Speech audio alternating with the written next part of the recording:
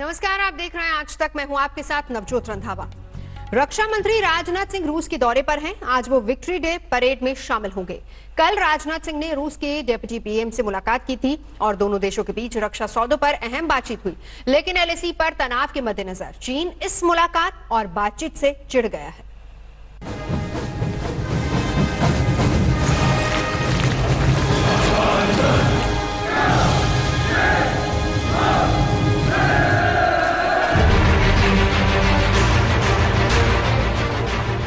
Corona संकट के दौर में मोदी सरकार के किसी भी मंत्री की ये पहली विदेश यात्रा है। रक्षा मंत्री राजनाथ सिंह रूस में हैं। वैसे तो ये यात्रा पहले से तय थी।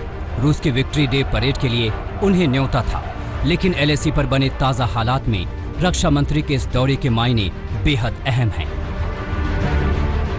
राजनाथ सिंह के अलावा चीन समेत कई देशों के रक्षा मंत्री इस वक्त मॉस्को में हैं, लेकिन रूस के इस बड़े आयोजन में भारत की मौजूदगी से चीन क्यों जला भुना जा रहा है, इसका जवाब भी मौजूदा हालात में ही छिपा है। व्लादिमीर पुतिन के इस वर्ष भारत आगमन को लेकर भी हम काफी उत्सुक हैं। भारत और रशिया का एक special and privileged strategic partnership वाला रिलेशनशिप है। हमारा डिफेंस रिलेशनशिप इसका एक महत्वपूर्ण पिलर है। रूस के हथियार बाजार का अभी भी सबसे बड़ा आयातक भारत ही है, लेकिन आयात निर्यात के अलावा दोनों देशों के ऐतिहासिक संबंध भी चीन को कांटे की तरह चुभते हैं। वो भी तब जब दोनों देशों में रक्षा सौदों को लेकर अहम बातचीत हो रही हो। रूस ने भारत को S-400 मिसाइल डिफेंस सिस्टम जल्द देने का भरोसा दिया है। दोनों देशों के बीच $5 बिलियन का सौदा अक्टूबर 2018 में हुआ था। सौदे के तहत रूस भारत को 5 S-400 मिसाइल डिफेंस सिस्टम देगा, जिसकी डिलीवरी अगले साल के बीच से शुरू होनी है।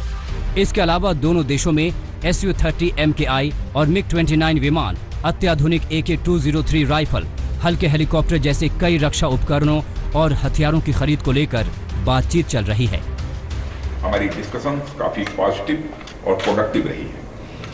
मुझे भरोसा दिलाया गया है कि ऑनगोइंग कॉन्ट्रैक्ट्स को मेंटेन किया जाएगा और न केवल मेंटेन किया जाएगा बल्कि उनको और तेजी से कम समय में पूरा भी किया जाएगा, यह भी भरोसा दिलाया गया है। लेकिन चीन को इन सौदों पर इतना ऐतराज है कि चीनी कम्युनिस्ट पार्टी के मुखपत्र पीपल्स डेली में रूस से अपील कर दी गई कि ऐसे हालात में वो भारत को हथियारों की सप्लाई न करे। लेकिन सच ये है कि संबंधों की कूटनीति रूस को किसी से सीखने की जरूरत नहीं है। As they say in Russian, Staria Drugluche Novik Duvak means an old friend is better than two new friends. चीन को मंगलवार को ही एक और झटका लगा जब रूस ने भारत और चीन के मामलों में दखल देने से इनकार कर दिया। भारत की नीति अपने द्विपक्षीय मुद्दों में तीसरे देश को शामिल नहीं करने की रही है। तीनों देशों के विदेश मंत्रियों की बैठक में रूस ने भारत के रुख का ही समर्थन किया। गीता मोहन के साथ आज तक ब्यूरो। ब्रेक के लिए रुकेंगे, खबरों का सिलसिला जारी है, देखते रहिए आज तक। पटना से राघोपुर जाना इन दिनों ऐसा हो गया है मानो किसी दूसरे द्वीप में जाना हो। अगर यकीन नहीं आता तो आप इन तस्वीरों को देखिए, जहां पैदल यात्री तो नाव का सहारा ले ही रहे हैं, लेकिन चौंकाने वाली बात यह है कि ट्रैक्टर और कार वाले भी अब नाव के जरिए ही जा रहे हैं। पटना में नाव पर ट्रैक्टर लदे हुए हैं, कारें लादी जा रही हैं, तब कहीं जाकर राघोपुर का रास्ता पूरा होता है। तो इस तरह की नौबत आ गई है, आप इन तस्वीरों में भी देख सकते हैं। दरअसल पटना में गंगा के जलस्तर में लगातार बढ़ोतरी हो रही है और पटना का और बारिश का सिलसिला भी लगातार वहां पर जारी है। ऐसे में पुल निर्माण कंपनी ने 4 दिन पहले पटना सिटी के कच्ची दरगाह से राघोपुर जाने वाले पीपे के पुल को खोल दिया है। लिहाजा अब लोगों के पास नदी के पार जाने के लिए नाव के अलावा और कोई रास्ता नहीं बचा। ब्रेक के लिए रुकेंगे, खबरों का सिलसिला जारी है, देखते रहिए आज तक। नमस्कार, आप देख रहे हैं आज तक। मैं हूं आपके साथ नवजोत रंधावा और अब बात कोरोना की दवा की कर लेते हैं, जिसे बनाने का दावा स्वामी रामदेव ने किया है। लेकिन रामदेव की इस दवा पर आयुष मंत्रालय ने तलवार लटका दी है। मंत्रालय की ओर से दवा को अभी तक कोई भी मंजूरी नहीं मिली है। वहीं दवा के बाद मंत्रालय ने दवा को लेकर पतंजलि से पूरा ब्यौरा मांगा है। कोरोना का पहला Ayurvedic treatment this is not only control, cure है ये उसका। इसमें 100% रिकवरी रेट है विद इन 2 to 7 days और 0% डेथ रेट है। ये भी बहुत बड़ी बात है और ये दुनिया के लिए।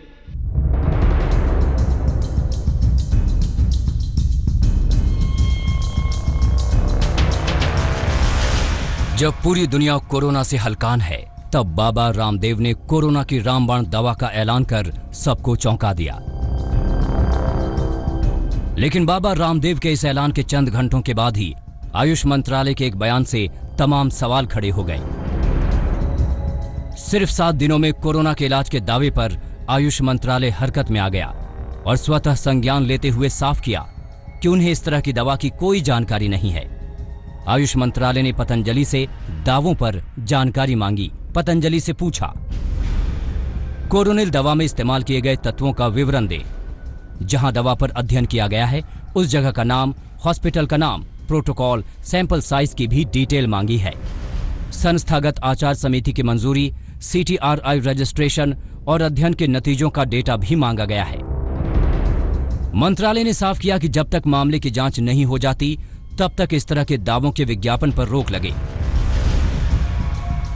आयुष मंत्रालय की इस आपत्ति के बाद पतंजलि ने लंबी चौड़ी सफाई पेश करते हुए अपने दावे को साबित करने के लिए आयुष मंत्रालय को सबूत पेश किए। आयुष के इस बयान के बाद बालकृष्ण ने ट्वीट करके जानकारी साझा की है, जिसमें विवरण दिया गया है और जानकारी आयुष मंत्रालय के साथ साझा करने की बात कही है। ये सरकार आयुर्वेद को प्रोत्साहन और गौरव देने वाली है। जो कम्युनिकेशन गैप था वो दूर हो गया है और randomized placebo controlled clinical trials के जितने भी स्टैंडर्ड पैरामीटर्स हैं उन सबको 100% फुलफिल किया है। इसकी सारी जानकारी हमने आयुष मंत्रालय को दे दी है। वहीं बाबा रामदेव का कहना है कि दवा की रिसर्च में सारी गाइडलाइन का पालन किया गया है, जिसके बाद दवा को बाजार में लाया जा रहा है। मैं इतना ही बोलूंगा कि हमने 100% जो क्लिनिकल कंट्रोल ट्रायल के लिए पैरामीटर्स गवर्नमेंट के द्वारा निर्धारित हैं, जो अप्रूवल लेने चाहिए वो लेकर के किया। मुझे लगता है थोड़ा कम्युनिकेशन गैप था, वो खत्म हो गया है। अब इसमें कोई विवाद नहीं है और हमको तो कोई विज्ञापन करने की जरूरत ही नहीं है। इस समय लाखों लोग ये दवा मांग रहे हैं और ना हमारी कोई विज्ञापन करने की मंशा है। हाँ, जो औषधि के परिणाम आए, जब भी कोई क्लिनिकल कंट्रोल ट्रायल होता है तो उसके रिजल्ट अनाउंस करते हैं, वो हमने भी किए और आपने खुद भी उस निम्स के डॉक्टर्स से पूछा है। ये डेटा कोई छुपे हुए नहीं है। बाबा रामदेव का दावा है कि दवा का ट्रायल NIMS में किया गया, जहां के डायरेक्टर ने दवा की टेस्टिंग प्रभावी होने की बात मानी है। पेशेंट्स में ऐसा है कि इसमें रिजल्ट्स काफ़ी अच्छे आए हैं। इसमें जो पतंजलि के रिसर्च पब्लिकेशन जो उन्होंने हमें दिया है पब्लिकेशन, उसमें यह है कि 3% 3 दिन में 69% पेशेंट ट्रीट हो गए थे और हाँ, पूरी तरह ठीक हो गए थे और बाकी जो मरीज थे वो भी 7 दिन में पूरी तरह सही हो गए। तो इसका रिजल्ट इफेक्टिवनेस 100% है। बहरहाल मामले को लेकर अब खींचतान शुरू हो गई है। बाबा जहां सारी प्रक्रिया पूरी होने और दवा के 100% रिकवरी रेट का दावा कर रहे हैं, वहीं आयुष मंत्रालय दवा को हरी झंडी देने को लेकर किसी जल्दबाजी के मूड में नजर नहीं आ रहा है। जयपुर से देव अंकुर, दिल्ली से मिलन, संजय शर्मा, अंजना ओम कश्यप के साथ आज तक ब्यूरो। रामदेव की दवा के दावे पर आयुष मंत्रालय ने सवाल खड़े कर दिए हैं, लेकिन बाबा ने दवा से 100% कोरोना के इलाज की गारंटी दी है। क्या है पतंजलि का दावा, आइए देखते हैं।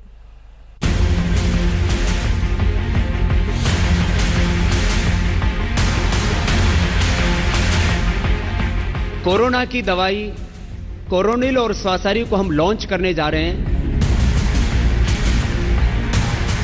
जिस बीमारी ने 5.25 लाख से ज्यादा लोगों की जान ले ली, दुनिया के करीब 190 देशों में 92 लाख से ज्यादा लोगों को संक्रमित कर दिया, जिसके इलाज दुनिया भर के वैज्ञानिक ढूंढ रहे हैं, उस कोरोना की काट खोजने का दावा पतंजलि ने किया है। बाबा रामदेव का कहना है कि उन्होंने कोरोना की दवा बना ली है, जिसे नाम दिया गया है कोरोनिल।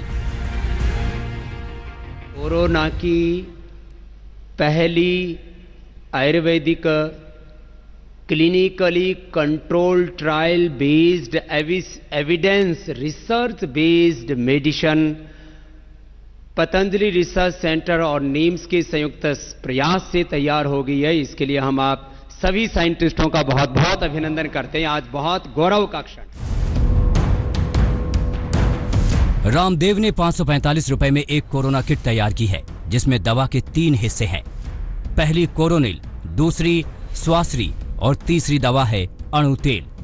बाबा के मुताबिक यह दवा पतंजलि रिसर्च इंस्टीट्यूट और national institute of medical science Jaipur ने मिलकर बनाई है। यह रिसर्च बेस्ड दवा है, जिसके 2 ट्रायल किए गए हैं। पहला क्लिनिकल कंट्रोल स्टडी और दूसरा क्लिनिकल कंट्रोल ट्रायल। पतंजलि के मुताबिक दवा के ट्रायल में देश के अलग अलग शहरों के 280 रोगियों को शामिल किया गया, जिसमें 100% मरीजों की रिकवरी हुई। एक भी मौत का मामला सामने नहीं आया। 3 दिन के अंदर 69% रोगी रिकवर हो गए, यानी पॉजिटिव से नेगेटिव हो गए। 7 दिन के अंदर 100% रोगी रिकवर हो गए। रामदेव ने दावा किया कि दवा का रिकवरी रेट 100% है, वहीं डेथ रेट 0 है। कहते हुए हमें फक्र है कि इसमें 100% रिकवरी रेट है विद इन 2 to 7 डेज और 0% डेथ रेट है। ये भी बहुत बड़ी बात है और ये दुनिया के लिए। पतंजलि के मुताबिक दवाई को बनाने में सिर्फ देसी सामान का इस्तेमाल किया गया है, जिसमें मुलेठी काढ़ा गिलोय, अश्वगंधा, तुलसी, श्वासरी, अणु तेल का इस्तेमाल किया गया। अश्वगंधा से कोविड-19 के रिसेप्टर बाइंडिंग डोमेन यानी आरबीडी को शरीर के एंजियोटेंसिन कन्वर्टिंग एंजाइम ACE से नहीं मिलने देता, यानी कोरोना इंसानी शरीर के स्वस्थ कोशिकाओं में घुस नहीं पाता। वहीं गिलोग कोरोना संक्रमण को रोकता है। तुलसी कोविड-19 के RNA पर अटैक करती है और उसे मल्टीप्लाई होने से रोकती है। अणु तेल नाक में डालने से रेस्पिरेटरी सिस्टम में किसी वायरस के मौजूद होने पर उसका अंत होता है। साथ ही श्वसारी रेस्पिरेटरी सिस्टम को मजबूत करता है। ये दवा दिन में 2 बार सुबह और शाम को ली जा सकती है, जो कि 1 महीने का डोज होगी। रामदेव ने दवा के जल्द बाजार में आने की बात कही थी, लेकिन आयुष मंत्रालय की सख्ती को देखते हुए दवा के जल्द बाजार में आने के आसार कम नजर आ रहे हैं। आज तक ब्यूरो। देश भर में कोरोना मरीजों का ग्राफ तेजी से चढ़ रहा है, तो वहीं राजधानी में भी कोरोना ब्लास्ट हुआ है। महज 24 घंटे में करीब 4,000 मरीज सामने आए हैं। आंकड़ा 66,000 के पार पहुंच गया है। कोरोना भले ही कहर ढा रहा हो, लेकिन राजनीति भी कम नहीं है। दिल्ली सरकार ने होम क्वारंटीन को लेकर पुरानी व्यवस्था लागू करने की मांग की है, तो वहीं केंद्र और दिल्ली सरकार के बीच ट्विटर पर सवाल जवाब का दौर जारी है।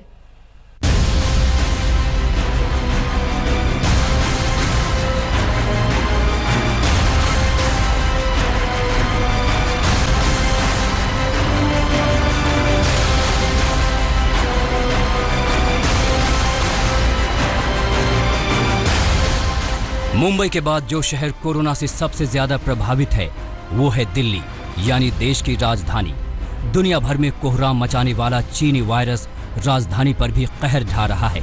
एक दिन में सामने आने वाले मरीजों की संख्या में रोजाना इजाफा हो रहा है। पिछले 24 घंटे में दिल्ली में कोरोना के 3,947 नए मामले सामने आए हैं, जबकि 68 मरीज जिंदगी की जंग हार गए। कोरोना मरीजों के आंकड़ों पर नजर डालें तो अब तक राजधानी में 66,602 लोग वायरस से संक्रमित हो चुके हैं। कोरोना से होने वाली कुल मौतों की संख्या है 2,301। हालांकि 39,313 मरीज स्वस्थ होकर अस्पताल से डिस्चार्ज हो चुके हैं। दिल्ली में इस वक्त 24,988 एक्टिव केस हैं। होम क्वारंटीन किए गए मरीजों की संख्या है 12,963। दिल्ली सरकार होम क्वारंटीन को लेकर व्यवस्था में किए गए बदलाव का विरोध कर रही है। उप मुख्यमंत्री मनीष सिसोदिया ने पुरानी व्यवस्था लागू करने के लिए LG को खत लिखा है। उनका कहना है कि नई व्यवस्था में मरीजों को जांच के लिए क्वारंटीन सेंटर जाना पड़ रहा है, जिससे संक्रमण का खतरा और मरीजों की परेशानी दोनों बढ़ गए हैं। अगर अभी का आंकड़ा देखें तो 10,000 से ज़्यादा लोग इस समय होम आइसोलेशन में हैं और क्वारंटीन सेंटर्स में केवल 6,000 बेड्स हैं। तो 10,000 लोगों को अगर लेकर जाएंगे आज ही तो 6,000 बेड्स पे कहाँ लेके जाएंगे?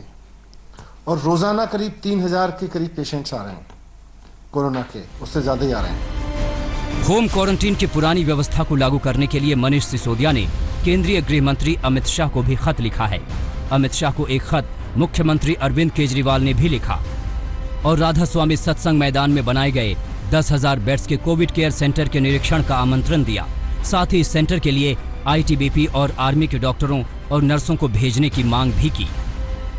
जवाब ट्विटर पर आया। गृह मंत्री अमित शाह ने लिखा, प्रिय केजरीवाल जी, 3 दिन पहले ही हमारी बैठक में ये फैसला हो गया था और गृह मंत्रालय ने आईटीबीपी को दिल्ली के राधा स्वामी ब्यास में 10,000 बेड वाले कोविड केयर सेंटर के संचालन का जिम्मा सौंप दिया है। काम पूरे जोरों पर है और कोविड केयर सेंटर का एक बड़ा हिस्सा 26 जून तक शुरू हो जाएगा। केंद्रीय गृह मंत्री ने यह भी बताया कि डीआरडीओ और टाटा ट्रस्ट मिलकर दिल्ली में 1000 बेड और 250 आईसीयू वाला कोविड हॉस्पिटल तैयार कर रहे हैं। इस हॉस्पिटल का संचालन भी सेना के हवाले होगा। मुख्यमंत्री अरविंद केजरीवाल ने ट्विटर पर ही केंद्र सरकार को धन्यवाद दिया। केजरीवाल ने लिखा, देश की सेना, डॉक्टर्स, सामाजिक संस्थाएं, केंद्र सरकार और दिल्ली सरकार सभी मिलकर दिल्ली के लिए एकजुट होकर काम कर रहे हैं। मुझे पूरा यकीन है कि हम सब मिलकर कोरोना को हराएंगे। इन कठिन परिस्थितियों में दिल्ली सरकार और दिल्ली के लोगों की मदद के लिए शुक्रिया। स्वास्थ्य मंत्रालय साफ कर चुका है कि अभी कोरोना का कम्युनिटी स्प्रेड नहीं है, लेकिन जिस तेजी से कोरोना मरीजों का आंकड़ा बढ़ रहा है वो लोगों को डराने लगा है। सरकारी अस्पतालों में इंतजाम अभी भी नाकाफी हैं। पंकज जैन और जितेंद्र बहादुर सिंह के साथ आज तक ब्यूरो। फिलहाल यहाँ रुकेंगे एक ब्रेक के लिए। खबरों का सिलसिला जारी है, देखते रहिए। आज मैक्सिको में मंगलवार को तेज भूकंप से दहशत फैल गई। मैक्सिको सिटी, साउथ मैक्सिको और सेंट्रल मैक्सिको में 7.4 तीव्रता के झटके महसूस किए गए। यहां इमारतें हिल गई और दहशत से हजारों लोग सड़कों पर आ गए। यूएस जियोलॉजिकल सर्वे के मुताबिक भूकंप का केंद्र ओक्साका स्टेट से 12 किलोमीटर दूर था। वहां के समय के मुताबिक भूकंप 10:29 पर आया और इसके तुरंत बाद यूएस सुनामी वार्निंग सिस्टम ने राज्य में सुनामी की चेतावनी भी दे दी। भूकंप में तमाम मकानों को भारी नुकसान पहुंचा है और अभी तक मिली खबरों के मुताबिक 5 लोगों की इसमें मौत हो गई है।